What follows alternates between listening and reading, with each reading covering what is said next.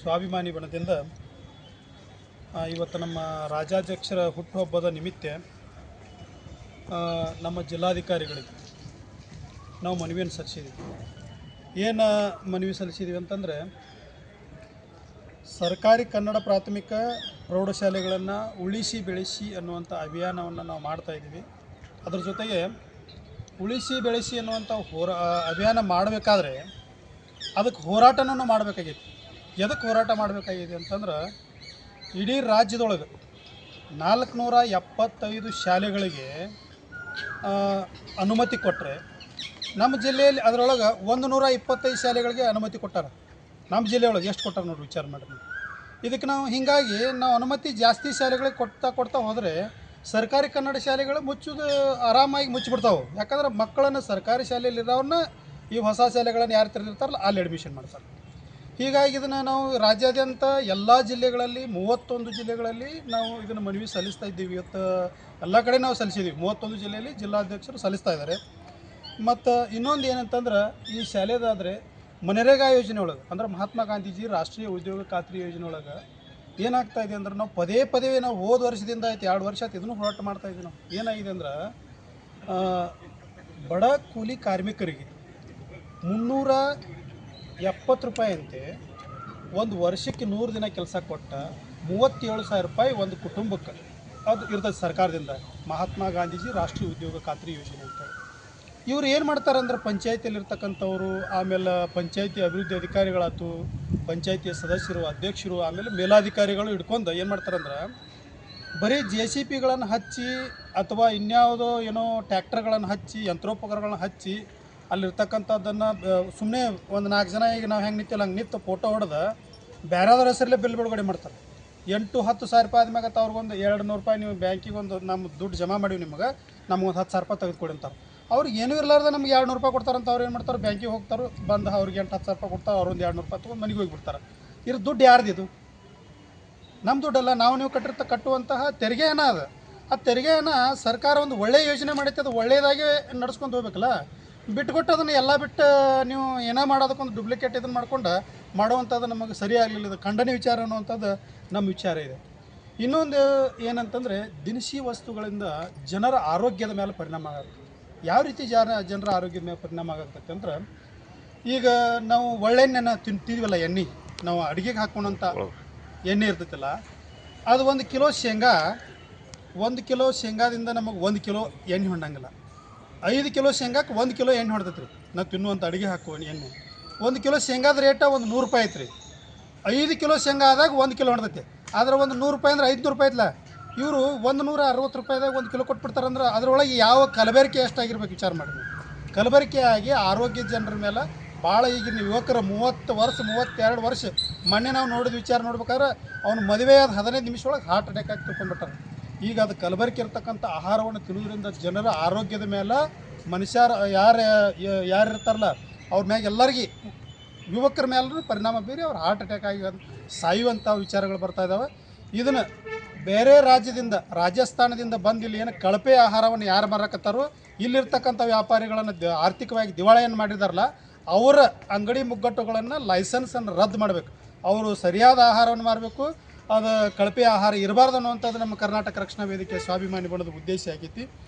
ಅದರ ಜೊತೆಗೆ ಕಾವೇರಿ, ತುಂಗಭದ್ರಾ, ಕೃಷ್ಣ, ಮಹದಾಯಿ ಇವೆಲ್ಲ ನದಿಗಳಿಗೆ ಯಾವಾಗಲೂ ಕಾವೇರಿ ಹೋರಾಟ, ಮಹದಾಯಿ ಹೋರಾಟ ಅಂತೇಳಿ ಯಾವಾಗಲೂ ನಮ್ಮ ರೈತರು ಕೂತ್ಕೊಂಡಿರ್ತಾರೆ. ಆದರೆ ಇದಕ್ಕೆ ಸೂಕ್ತವಾದಂಥ ಪರಿಹಾರ ನಮ್ಮ ಸರ್ಕಾರ ಇನ್ನೂ ಮಾಡಾಕತ್ತೇ ಇಲ್ಲ. ಈಗ ಕೆಲವೊಂದು ಸತಿ ಕೃಷ್ಣಾ ನದಿಗೆ ನಮಗೆ ನೀರು ಬೇಕಂತ ನಾವು ಇಲ್ಲಿ ಬಡ್ಕೊಂಡ್ರೆ ಅಲ್ಲಿ ನೀರು ಬಿಟ್ರೆ ಅಂತ ಅನ್ನುವಂಥದ್ದು ವಿಚಾರ. ಇದರೊಳಗೆ ನದಿಯ ನೀರಿನೊಳಗೆ ಏನು ಮಾಡಾಕತ್ತೈತೆ ಅಂದ್ರೆ ನಮ್ಮ ಸರ್ಕಾರ ರಾಜಕೀಯ ಮಾಡಾಕತ್ತೈತಿ. ಹೀಗಾಗಿ ಈ ರಾಜಕೀಯ ಮಾಡೋದನ್ನು ಬಿಟ್ಟು ಸರಿಯಾಗಿ ಒಂದು ಶಾಶ್ವತವಾದಂಥ ಪರಿಹಾರವನ್ನು ಕಂಡುಕೊಂಡು ರೈತರಿಗೆ ಶಾಶ್ವತವಾದ ಈ ನೀರಿನೊಳಗೆ ರಾಜಕೀಯ ಮಾಡಲಾರ್ದ ಒಂದು ರೈತರಿಗೆ ಶಾಶ್ವತವಾದಂಥ ಪರಿಹಾರನ ಕಂಡ್ಕೋಬೇಕಂತೇಳಿ ನಾವು ರಾಜ್ಯ ಸರ್ಕಾರಕ್ಕೆ ನಮ್ಮ ಸಂಘಟನೆಯಿಂದ ನಾವು ಒತ್ತಾಯವನ್ನು ಕೂಡ ಮಾಡ್ತಾಯಿದ್ವಿ. ಇವತ್ತು ಈ ರೀತಿ ನಾವು ಮನವಿಯನ್ನು ನಾವು ಜಿಲ್ಲಾಧಿಕಾರಿಗಳು ನಾವು ಸಲ್ಲಿಸಿದ್ವಿ. ಈ ಮನವಿಯನ್ನು ಈ ಸ್ಪಂದನೆ ಮಾಡದಿದ್ರೆ ಇಡೀ ರಾಜ್ಯಾದ್ಯಂತ ನಾವು ಹೋರಾಟ ಮಾಡ್ತೀವಿ. ವರ್ಷ ಪೂರ್ತಿ ಇದು ವಿಷಯಗಳನ್ನು ತೆಗೆದುಕೊಂಡು ನಾವು ಹೋರಾಟ ಮಾಡ್ತೀವಿ ಅಂತ ತಮ್ಮ ಮುಂದೆ.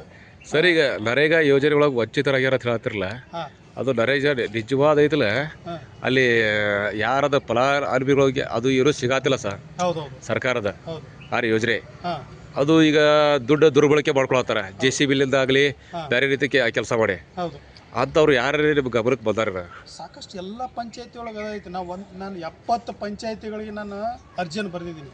ನೀವು ಸರಿಯಾಗಿ ಅಲ್ಲಿ ಯಾರು ನಿಂತಿರ್ತಾರಲ್ಲ ಅವ್ರ ಬಣ್ಣದ ಛಾಯಾಚಿತ್ರ, ನೀವು ಬಿಲ್ ಬಿಡುಗಡೆ ಮಾಡಿರ್ತಿರಲ್ಲ ಅವ್ರ ಬಣ್ಣದ ಛಾಯಾಚಿತ್ರ ನನಗೆ ಕೊಡ್ರಿ, ನೀವು ಸರಿಯಾಗಿ ನೀವು ಬಳಕೆ ಮಾಡ್ಕೋಬೇಕಾದ್ರೆ ನಾನು ಕೊಡ್ರಿ ಅಂತ ನಾವು ಕೇಳಿದೀವಿ. ಯಾರ ಕಡೆಯೂ ಸಾಧ್ಯ ಆಗ್ತಾ ಇಲ್ಲ, ಸರಿಯಾದ ದಾಖಲಾತಿಗಳನ್ನು ಇಟ್ಕೊಂಡಿಲ್ಲ ಅವ್ರು. ಅದು ಹಂಗೆ ಬಂದಿತ್ತು ಬಿಟ್ಟು ಬಿಡ್ರಿ, ಅದನ್ನೇನು ಮಾಡೋಣ ಅಂತ ಉದ್ದೇಶನ ಪಂಚಾಯತಿ ಅಭಿವೃದ್ಧಿಗಳ ಅಧಿಕಾರಿಗಳು ಹೇಳ್ತಾ ಇದ್ದಾರೆ ನಮ್ಗೆ. ಅದ್ರ ಬಗ್ಗೆ ನಿಮ್ಮ ಸಂಘಟನೆ ಹೋರಾಟ ಮಾಡಿರಿ? ಹೋರಾಟ ಮಾಡಿದ್ದೀವಿ ನಾವು. ಅವ್ರ ಮೇಲೆ ಕೇಸ್ ಹಾಕ್ತಾ ಇದೀವಿ ರೀ. ಹೋರಾಟನೂ ಮಾಡ್ತಾ ಇದ್ದೀವಿ, ಅದ್ರ ಜೊತೆಗೆ ಕೇಸನ್ನು ಹಾಕಿದ್ದೀವಿ. ಒಬ್ಬರ ಮೇಲೆ ನಾವು ಹೋದ ವರ್ಷ ನಾವು ಒಬ್ಬರ ಮೇಲೆ ಮನರೇಗಾ ಯೋಜನೆ ಇದು ಹಿಂಗೆ ಕೆಲಸ ಮಾಡಿರ್ತಾರೆ, ಕೆಲಸ ಮಾಡಲಾರ್ದನ ಬಿಲ್ ಎತ್ತಿದ್ದಂಥ ಒಬ್ಬ PDO ಮೇಲೆ ನಾವು ಅವ್ರ ಮೇಲೆ ಒಮರ್ಸ್ಮನ್ ಕೇಸ್ ಹಾಕಿದ್ದೀವಿ ನಾವು ಈಗಾಗಲೇ. ಹೀಗಾಗಿ ಈಗ ನಮ್ಮ ವಿಜಯಪುರ ಜಿಲ್ಲೆಯಲ್ಲಿ ಈ ವಿಚಾರವಾಗಿ ನಾವು ಹೋರಾಟ ಮಾಡ್ತಾ ಇದ್ದೀವಿ. ಅದ್ರ ಜೊತೆಗೆ ಇನ್ನೊಂದು ಏನಂದ್ರೆ ಸಂಜುವರ, ಒಣ ಕಸ ಹಸಿ ಕಸ ಅಂತೇಳಿ ಪ್ರತಿಯೊಂದು ಗ್ರಾಮ ಪಂಚಾಯತಿಗೆ ಒಂದು ವಾಹನ ಬರ್ತೈತೆ, ನಿಮ್ಗೆ ಗೊತ್ತಿರ್ಬೇಕು. ಸ್ವಚ್ಛ ಭಾರತ್ ಅಭಿಯಾನ ಒಳಗೆ ನೀವೆಲ್ಲ ನೋಡ್ತಿರ್ತಿರಲಿ, ಜಿಲ್ಲೆ ಒಳಗೆ ಅಡ್ಡಾಡ್ತೈತಿ. ಇಲ್ಲಿರ್ತಕ್ಕಂಥವು ಕಾಂಟ್ಯಾಕ್ಟ್ ಬೇಸ್ ಮ್ಯಾಗ ಇರ್ತಾವೆ. ಏನು ಗ್ರಾಮ ಪಂಚಾಯತಿ ಒಳಗೆ ಇರ್ತಾವಲ್ಲ ಅವು ಕಾಂಟ್ಯಾಕ್ಟ್ ಬೇಸ್ ಮ್ಯಾಗ ಇರಂಗಿಲ್ಲ ರೀ. ಅದು ಅಲ್ಲಿರ್ತಕ್ಕಂಥ 3 ಸಿಬ್ಬಂದಿಗಳು, ಕಸ ತುಂಬವರು, ಹಸಿ ಕಸ ತುಂಬ ಒಬ್ಬವ, ಒಣ ಕಸ ತುಂಬ ಒಬ್ಬವ. ಮತ್ತು ಅದಕ್ಕೆ ಮಹಿಳಾ ಚಾಲಕಿ ಇರ್ಬೇಕು ರೀ, ಕಂಪಲ್ಸರಿ ಮಹಿಳಾ ಚಾಲಕಿನ ಇರ್ಬೇಕಂತ. ಮಹಿಳೆಯರು ಸಬಲೀಕರಣವಾಗೋಸ್ಕರ ಅದನ್ನು ಮಾಡ್ಬೇಕಂತ ಮಾಡಿದ್ದು ಸರ್ಕಾರ. ಆದ್ರೆ ವಾಹನ ಏನು ಮಾಡ್ಯಾರ, ಸುಮ್ಮ ಒಂದು 2 ತಿಂಗಳು ಓಡಿಸಿ ಅದನ್ನು ನಿಂದಿರಿಸ್ಬಿಟ್ಟಾರ. ಅದ್ರದ್ದು ಬಿಲ್ ಮಾತ್ರ ಒಟ್ಟು ತಿಂಗಳ ತೆಗಿತಾರೆ ರೀ. 80,000 ರೂಪಾಯಿ ಅಂತ ಬಿಲ್ ತೆಗಿತಾ ಇದ್ದಾರೆ. ಏನಾದರೂ ಇದನ್ನು ಕೂಡ ಕಂಡೀಷನ್ ನಾವು ಒತ್ತಾಯ ಮಾಡಿ ಇದ್ರೊಳಗೆ ನಾವು ವಿಷಯನ ನಾವು ಬರೆದಿದ್ದೀವಿ. ಇದು ಕೂಡ ಸರ್ಕಾರದ ಈಗ 5-7 ಲಕ್ಷ ರೂಪಾಯಿ ಹಾಳ ಗಾಡಿದ, ಒಂದೊಂದು ಪಂಚಾಯತಿಗೆ 7 ಲಕ್ಷ ರೂಪಾಯಿ ಹಾಳ. ಆಮೇಲೆ ಸಿಬ್ಬಂದಿಯವ್ರದ್ದು ಹಾಳ, ಮಹಿಳಾ ಚಾಲಕರಿಲ್ಲ, ಪುರುಷರನ್ನ ಹಚ್ಚಾರು, 2 ಸಿಬ್ಬಂದಿಯವರಿಲ್ಲ, ಹೀಗೆಲ್ಲ ಹಾಳಾಗ್ತಾಯಿದೆ ಅನ್ನೋದಂಥ ವಿಚಾರ ಐತಿ. ಈ ಗ್ರಾಮ ಪಂಚಾಯತಿಯಲ್ಲಿ ಗ್ರಾಮೀಣ ಅಭಿವೃದ್ಧಿ ಅಧಿಕಾರಿಗಳು ಏನು ಮಾಡ್ತಾ ಇದ್ದಾರೆ ಅನ್ನೋದು ನಮ್ಗೆ ಗೊತ್ತಾಗ್ತಾ ಇಲ್ಲ. ಇದಕ್ಕೂ ಕೂಡ ನಮ್ಮ ಸಂಘಟನೆಯಿಂದ ನಾವು ಹೋರಾಟ ಮಾಡ್ತಾ ಇದ್ದೀವಿ, ಕೇಸ್ಗಳನ್ನು ಹಾಕ್ತಾ ಇದ್ದೀವಿ.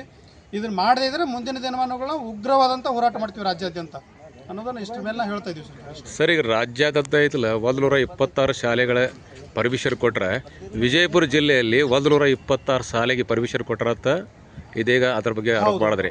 ಅರೆ ಇದ್ರ ಬಗ್ಗೆ ಯಾರೂ ತನಿಖೆ ಮಾಡಿಲ್ಲ, ಅಧಿಕೃತ. ಅರೆ 126 ಶಾಲೆಗಳು ಯಾವ ರೀತಿ ಪರ್ಮಿಷನ್ ಕೊಟ್ಟರು ಅದು ನಿಮಗೆ ಹೇಗೆ ಗೊತ್ತಾಯಿತು? ಇದ್ರ ಬಗ್ಗೆ ಐತಲ್ಲ, ನೀವು ಯಾವ ರೀತಿ ಏನೋ ಹೋರಾಟ ಮಾಡಿದ್ರು, ಏನೋ ಮಾಹಿತಿ ಹಾಕೋ ಮುಖಾಂತರ ನೀವು ಅದರ ದಾಖಲೆಗಳು ತೆಗೆದ್ರು? ಈಗ ಅದ್ರ ಬದ್ದಲ್ಲಿ ಏನಂದ್ರೆ ರೀ, ಇಡೀ ರಾಜ್ಯದಲ್ಲಿನ 475 ಶಾಲೆ ಒಳಗೆ ನಮ್ಮ ವಿಜಯಪುರ ಜಿಲ್ಲೆಯೊಳಗೆ 125 ಶಾಲೆಗಳಿಗೆ ನಾವು ಇದನ್ನು ಪರ್ಮಿಷನ್ ಕೊಟ್ಟಾರಂತ ನಾನು ನಿಮಗೆ ಹೇಳಿದ್ದೀನಿ. ಇದು ನಮ್ಮ ಹತ್ರ ನಮಗೆ ದಾಖಲಾತಿ ಐತಿ. ಅವ್ರ ಹತ್ರ ಕೇಳಿದ್ದೀವಿ ನಾವು, ನೀವು ಎಷ್ಟು ಶಾಲೆಗಳಿಗೆ ಪರ್ಮಿಷನ್ ಕೊಟ್ಟಿರಿ ಅಂತ ನಾವು ಕೇಳಿವಿ. 125 ಶಾಲೆಗಳಿಗೆ ನಾವು ಪರ್ಮಿಷನ್ ಕೊಟ್ಟಿವಿ ಅಂತ ಹೇಳ್ತಾರೆ. ಅವ್ರು ನಮಗೆ ಅನಿಸಿದ ಪ್ರಕಾರ ಅವರು ಕೆಲವೊಂದು ಕಡೆ ನಾವು ತನಿಖೆ ಮಾಡಿದ ನಾವು ನೋಡಿದ ಪ್ರಕಾರ ಇನ್ನೂ ಕೆಲವೊಂದು ಶಾಲೆಗಳ ಪಾಯನ ತೆಗೆದಿಲ್ಲ.